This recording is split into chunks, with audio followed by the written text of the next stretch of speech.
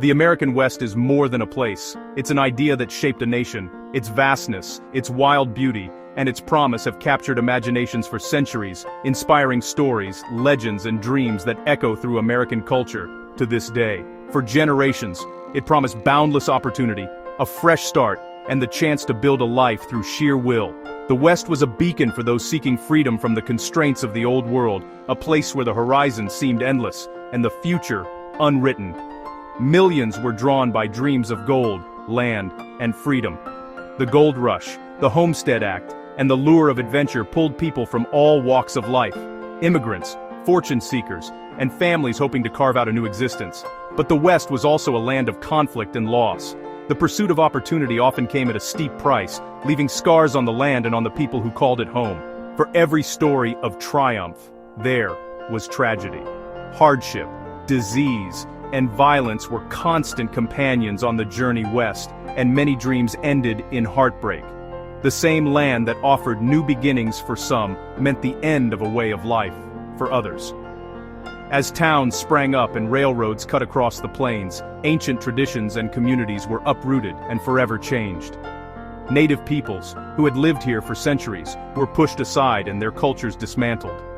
Treaties were broken, lands were seized, and entire nations were forced to move, their histories rewritten by the march of progress. The West is a story of contradiction, hope and heartbreak, progress and destruction. It is a place where dreams collided, and where the cost of ambition was often measured in human suffering. To understand America, you must understand the West.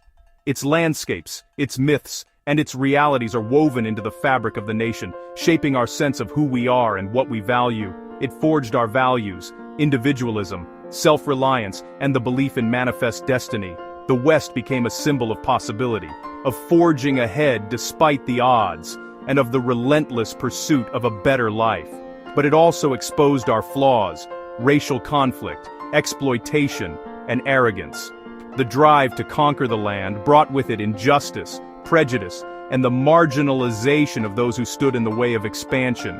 The West is a mirror, reflecting both the best and worst of who we are. It shows us our capacity for hope and resilience, but also our tendency toward greed and destruction. It forces us to confront the complexities of our history.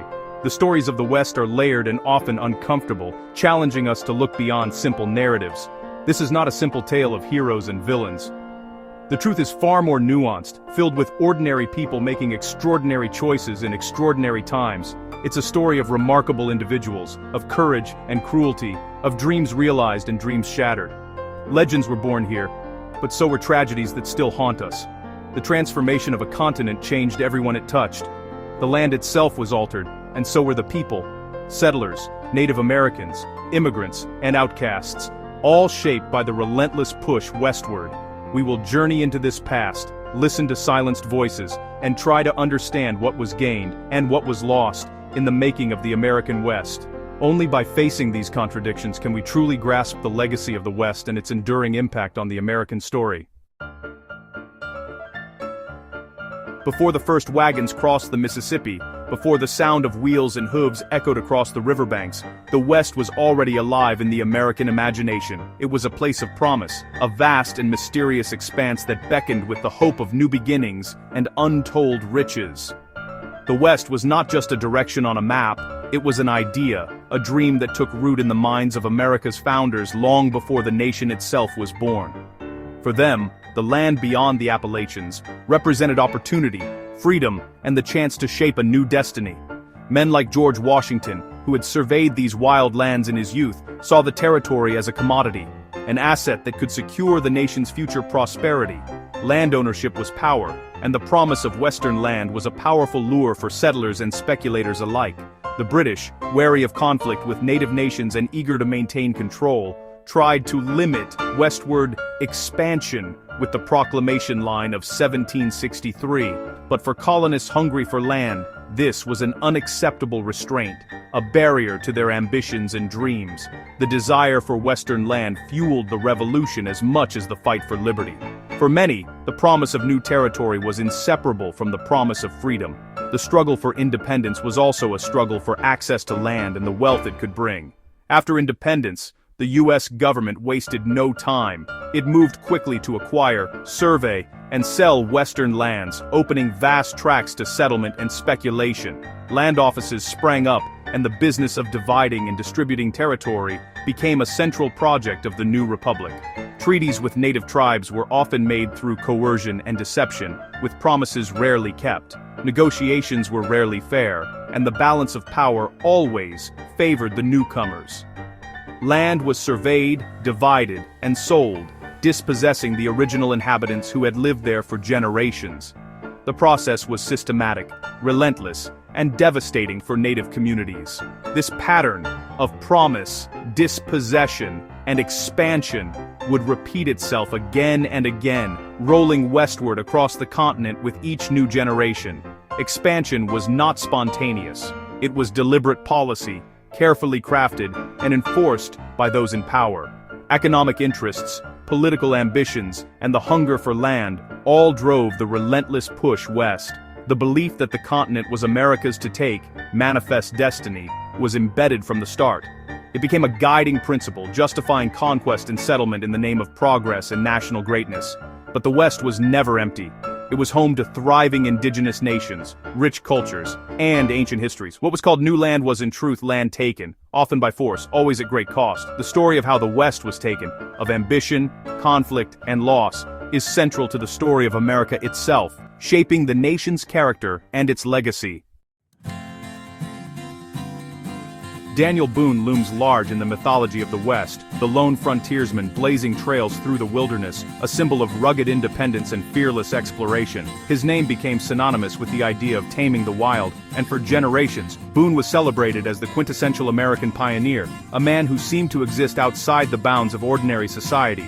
But Boone was more than a solitary wanderer. He worked for land companies, surveying and opening land for settlement.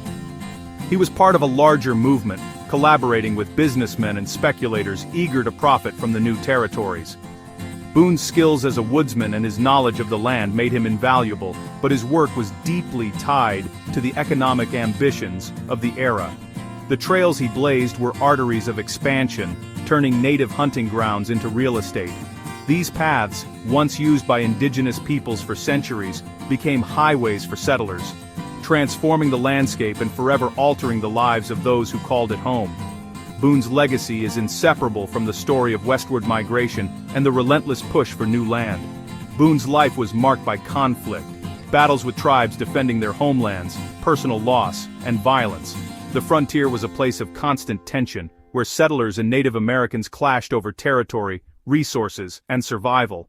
Boone himself endured captivity, the loss of family members, and the ever-present threat of violence on the edge of the known world. The romantic image of Boone as a gentle child of the forest hides the brutal reality of conquest. Popular stories and paintings often glossed over the suffering and displacement of native peoples, focusing instead on the heroism of pioneers. This selective memory shaped how Americans understood their past, turning complex figures like Boone into legends. The myth of Boone made westward expansion seem noble, masking the systematic dispossession it entailed. Propaganda and popular culture encouraged settlers to see themselves as part of a grand adventure, while the darker consequences, forced removals, broken treaties, and cultural erasure, were pushed aside. Ironically, Boone himself lost his land claims and spent his later years always moving west, seeking a new frontier. Despite his fame, he was never fully rewarded for his efforts, and the land he helped open up for others was often denied to him. His restless journey westward became a symbol of both hope and loss. His story reminds us how myth can overshadow a more painful truth, and how the legends we inherit often conceal the costs paid by those who came before, and those who were pushed aside. While men like Boone were celebrated, the Cherokee, Choctaw, Chickasaw, Creek, and Seminole faced a different fate. These were sophisticated societies, adopting American ways to keep their lands. Their success made their land more desirable to white settlers, especially after gold was found. The Cherokee fought back in court, and won. But President Andrew Jackson ignored the Supreme Court. The Indian Removal Act of 1830 authorized the forced relocation of southeastern tribes. The result decided the Trail of Tears. 16,000 Cherokee were marched over 1,000 miles, more than 4,000 died. It was a death march, not a journey to a promised land. One of the darkest chapters in American history. A stark example of the human cost of westward expansion. In the Southwest, the Apache, led by Mangus Coloradus, tried to coexist with newcomers. Mangus sought peace, but the discovery of gold brought a flood of miners who destroyed Apache lands. When Mangus Coloradus went to negotiate, he was seized and whipped by miners, a humiliation that turned him from peacemaker to warrior. He united with other leaders, including Cochise, to resist American encroachment. Later, under a flag of truce, Mangus was captured, tortured, and killed by U.S. soldiers. His murder was an attempt to crush Apache resistance, a symbol of the savagery beneath the veneer of civilization. Nothing symbolized the conquest of the West like the railroad. The Transcontinental Railroad, completed in 1869, connected the nation and opened the West to settlement. Built by Irish, Chinese, and other laborers, it was a marvel of ambition and technology. But for native tribes, the railroad was a catastrophe, cutting through ancestral lands and disrupting the buffalo herds. The slaughter of millions of buffalo, enabled by the railroad, was a deliberate strategy to break the Plains tribes. The railroad was not just commerce, it was a weapon of war, forcing tribes onto reservations. Progress for some meant devastation for others.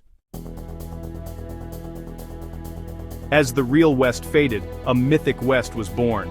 Thanks to Buffalo Bill Cody, his Wild West show turned frontier life into spectacle, defining the West for millions. Cowboys were heroes, Indians, the villains, history simplified for entertainment. Ironically, Sitting Bull, the great Lakota leader, joined the show, hoping to help his people. Instead, he was paraded as a curiosity, a symbol of a defeated world. The image of Sitting Bull in a circus arena is a tragic symbol of the end of the Indian Wars, the ultimate domestication of the West. By 1890, the frontier was declared closed. For native peoples, hope turned to the ghost dance, a spiritual movement praying for renewal. Authorities saw it as a threat. Tensions focused on Sitting Bull, who was killed during an attempted arrest. His followers, seeking refuge, were intercepted at Wounded Knee Creek. When soldiers tried to disarm the Lakota, a shot rang out, then a massacre. In minutes, hundreds of Lakota men, women, and children were dead. Wounded Knee was not a battle, but a slaughter. The brutal end of the Indian Wars. The dream of the ghost dance died in the snow.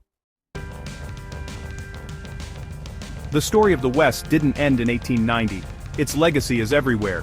The ideals of rugged individualism and innovation still inspire us, but the darker legacies remain: inequality, poverty on reservations, and environmental scars. The descendants of those displaced still fight for justice and cultural survival. To understand America, we must embrace the full story, honoring courage, but acknowledging the terrible price paid. The West is a story of dreams and flaws, creativity and cruelty. By confronting its contradictions, we can build a more just future, one that honors all voices and finally fulfills the promise of opportunity for everyone.